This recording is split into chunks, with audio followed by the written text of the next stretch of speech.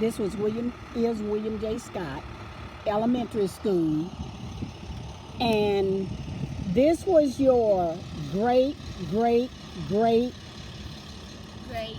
great grandfather that you, again, Olivia, did the documentary on. Fonz, get over here.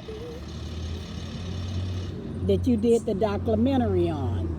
And at the Triumph Church down the street, on my daddy's side, my grandmother was the first missionary at that church. Okay, at the school right here, this school was not here until the 60s. Okay, but my great grandfather, right up here, it used to be behind that big tree, it was the colored school. And a colored school was, children didn't go to regular elementary school because children were expected not to go no further than the 3rd grade. Children went to church schools. Now you are blessed to go to elementary schools. 33 years after his death is when they built the school. Okay, he donated the land 33 years before his death. Well, probably about 40 years before his death. And his son, Otis Lathan Scott and Clifford Scott. I don't know if my grandmother was living. Eleanor was my grandmother, who was his daughter. He donated, Eleanor was my great grandmother. He donated the land so that this school could be built on.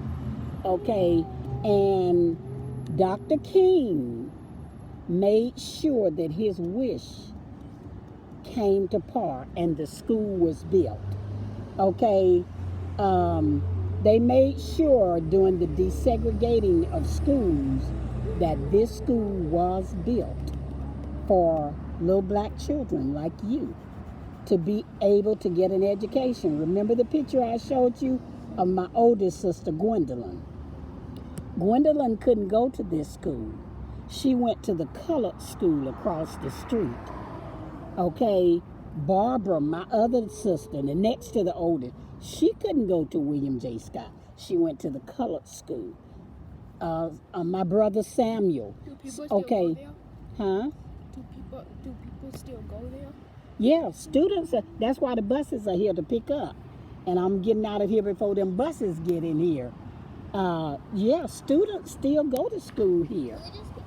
Teachers go still teach here.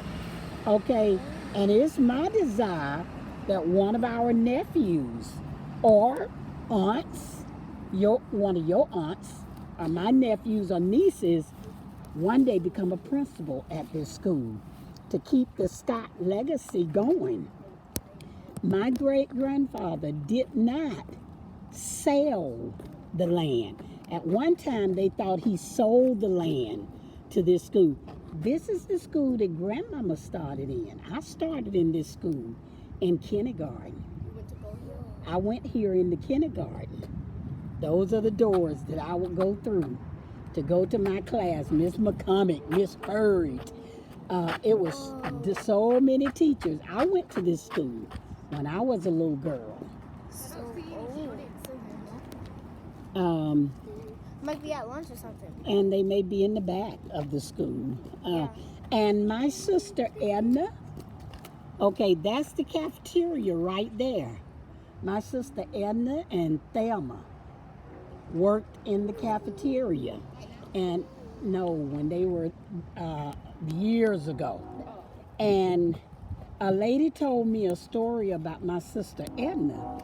She said that she used to couldn't eat that just food, all kinds of stuff, and especially spinach and all that. And Edna would help her through the day, so that if she didn't like it, it didn't taste good. And Edna helped her through the day. And so this is the school.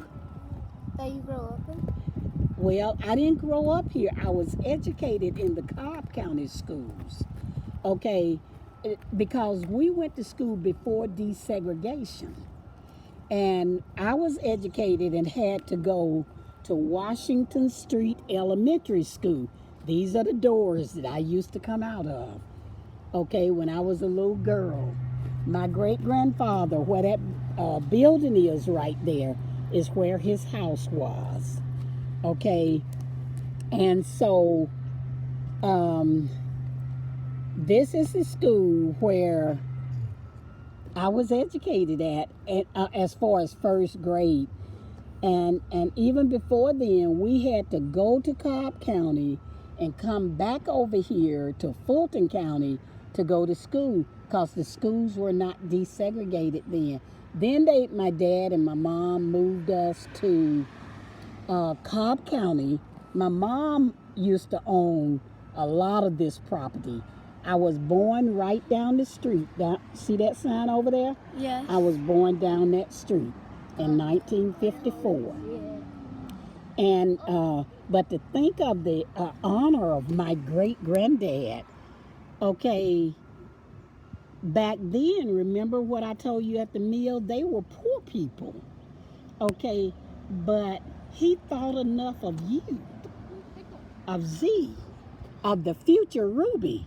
He thought enough of you all to leave land so that children like you can have get an education.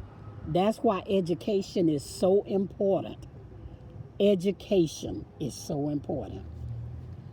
He gave, he didn't sell it.